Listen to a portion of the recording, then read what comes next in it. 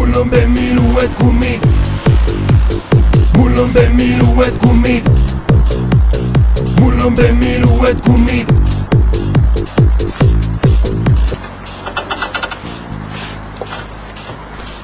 Eikä ei ollut liian kuoppainen tie herralle mitä. Tää näyttää siltä niin kuin mä siunailisin omaa munaa. Ei sun tarvi huolehtia enää yhtään mistään mitään. Mä olen hoitanut kaikki asiat sun puolestasi niin kuin aina. Nouse ylös, Sönkkä. Vili kohta saa äitis kyytiä.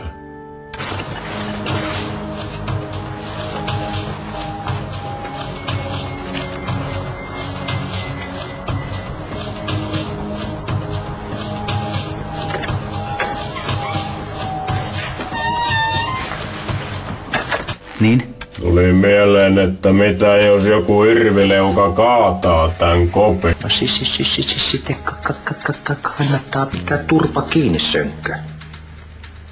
Tajutko sä miten säälittävältä sä kuulostat? Volkkuni on liukas kuin etana, kohta lentääs metana. Ai niinkö?